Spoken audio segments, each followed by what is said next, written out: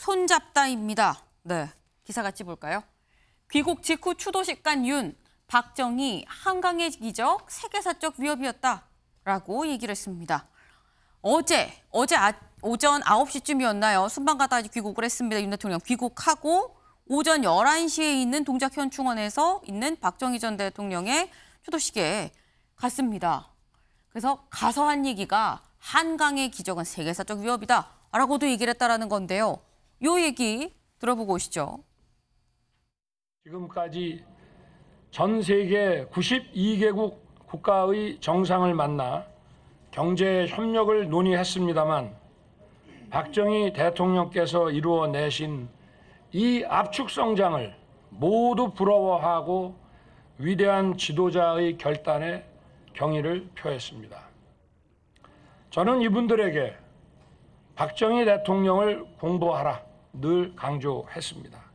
오늘 해외 순방에서 돌아오시자마자 곧바로 추도식에 참석해 주신 윤석열 대통령님께 심심한 사의를 표합니다. 지금 우리 앞에는 여러 어려움이 놓여 있다고 합니다. 하지만 저는 우리 정부와 국민께서 잘 극복해 나갈 것이라고 생각합니다. 네, 윤 대통령, 박정희 전 대통령의 업적을 굉장히 높게 또 평가를 했고요. 마치 화답하듯이 박근혜 전 대통령도 지금 굉장히 잘하고 있다. 네, 우리가 지금 잘 성장하고 있다라는 얘기를 화답처럼 지금 얘기를 했습니다. 다음 기사 좀 이어서 볼까요?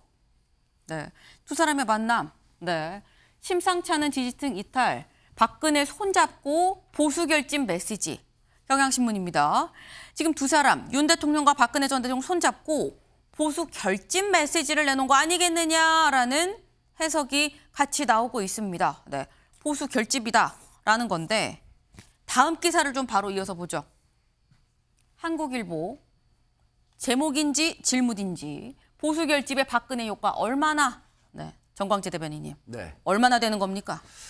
제가 박근혜 대통령 그 집권 시기에 청와대에 출입했습니다. 네. 애꿎은 질문을 주셨는데 이제 박근혜 전 대통령이 갖는 정치적 영향력, 보수 내에서의 영향력도 뭐 그렇게 크다고 보지는 않습니다. 제가 뭐 대략 수치로 얘기하기는 좀 곤란합니다만, 네, 저희 당은 이제 보수 대통합을 넘어서 중도 보수 대통합으로 가야 합니다. 그 과정, 그 첫 번째 과정에서 박근혜 전 대통령과 이런 박정희 대통령 서거 44주기를 계기로 만나서 좋은 말씀을 나눈 것으로 알고 있고요. 네.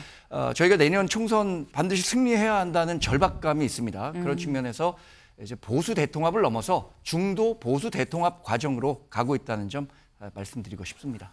보수 대통합만 하는 게 아니다. 단계다. 보수 대통합, 중도 보수 대통합 이 순서로 갈 거니까 좀 기다려달라라는 말씀으로 지금 들었습니다. 네. 오늘 금요일이죠. 금요일마다 저희가 하는 게 지역신문입니다. 네, 지역신문 같이 볼까요? 강원일보입니다. 강원 한우 최대 산지 횡성도 뚫렸다. 뭐에 뚫렸느냐? 네. 럼피스킨병, 양구 이어 도내 두 번째로 확진. 네. 지금 검색 엔진을 보니까 럼피스킨병이 검색어 1등으로도 나오기도 하기도 하더라고요. 네.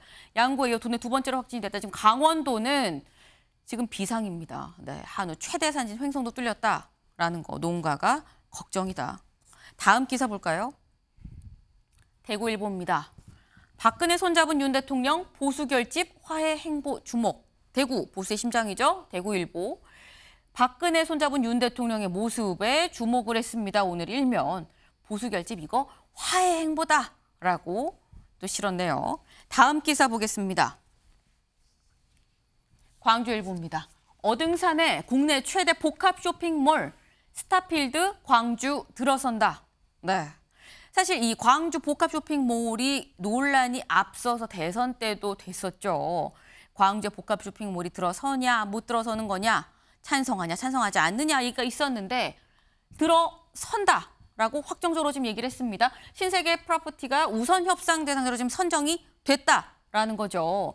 60일 협상 후에 최종 협약을 할 생각인데 이게 설립이 되면 뭐가 있느냐. 연 3천만 명이 방문하고요. 11만 명이 고용을 합니다. 네. 굉장히 많은 사람들이 오고 고용 효과도 상당하다라는 거. 네. 다음 기사를 좀 보겠습니다. 네, 매일신문입니다.